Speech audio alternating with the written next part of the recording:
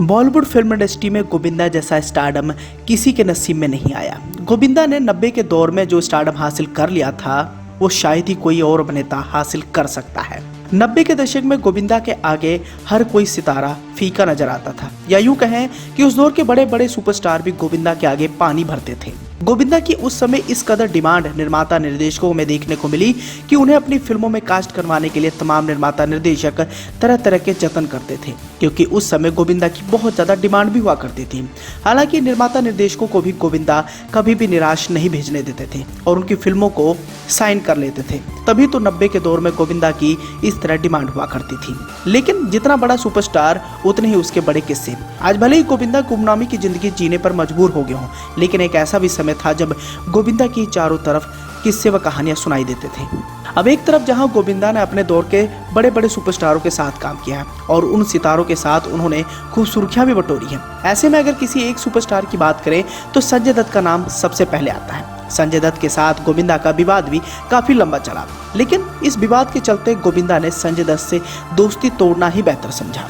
अब गोविंदा और संजय दत्त की बात करें तो इन दोनों सुपरस्टारों का नाता विवादों के साथ चोली दामन का जैसा रहा है। और एक बार ऐसा भी समय आया जब गोविंदा और संजय दत्त एक साथ किसी फिल्म का हिस्सा बने और इस फिल्म की शूटिंग के दौरान संजय दत्त को गोविंदा इतने ज्यादा बुरे लगे कि उन्होंने उनको थप्पड़ रसीद कर दिया।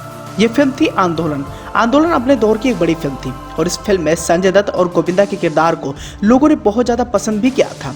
हालांकि फिल्म की शूटिंग के दौरान विवाद इतना ज्यादा बढ़ गया कि बताया गया कि संजय दत्त ने गुस्से में आकर गोविंदा को एक थप्पड़ भी रसीद कर दिया था। मीडिया में यह भी खबर आई कि गोविंदा ने संजय दत्त को उकसाया था, जिससे संजय दत्त अनकंट्रोल हो गए और गोविंदा को उन्होंने थप्पड़ मार दिया।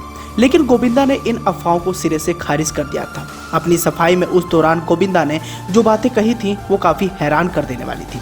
गोविंदा ने उस दौरान अपनी सफाई देते हुए कहा था कि दरअसल लंबे समय बाद मैंने शोला और शबनम जैसी हिट फिल्म दी, इसीलिए लोग मेरी कामयाबी से जलकर ऐसी उल जुलूल खबरें फैला रहे हैं। फिल्म मेकर्स मुझे साइन करने के लिए लाइन लगाकर खड़े हुए हैं। ये बात कुछ लोगों को हजम नहीं हो रही है और मेरे बारे में अनप्रोफेशनल होने की गलत अफवाहें उड़ा रहे हैं। मुझे संजय दत्त से क्या दिक्कत हो सकती है। गोविंदा ने आगे कहा कि हमने कई साथ फिल्में की हैं।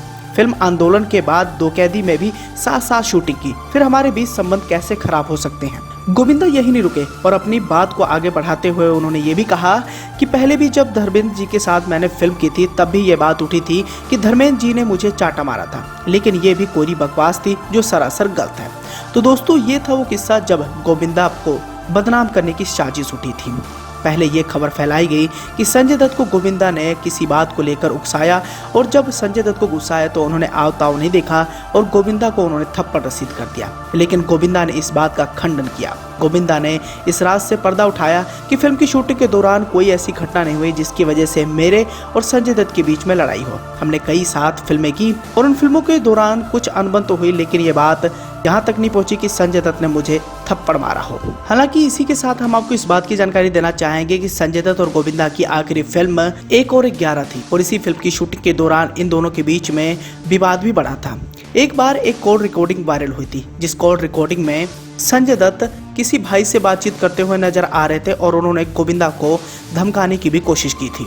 दरअसल इस विवाद के सामने आ जाने के बाद संजय दत्त को भी लगा कि गोविंदा उनसे बात नहीं कर रहे, तो उन्होंने भी सामने से पहल नहीं की। दोनों 1 और 11 की शूटिंग के दौरान साथ में तो रहते थे, लेकिन एक दूसरे को नहीं बुलाते थे। काफी दिनों तक ऐसे ही चला। फिल्म के सेट पर दोनों के बीच में दूरियां साफ दिखने लगी थी।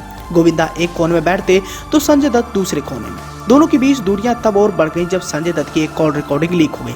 इस कॉल रिकॉर्डिंग में संजय अंडरवर्ल्ड से किसी भाई से बात कर रहे थे। उन्होंने गोविंदा के बारे में बातचीत की। उन्होंने उनके सेट पर लेट लतीफ आने के बारे में भी कहा।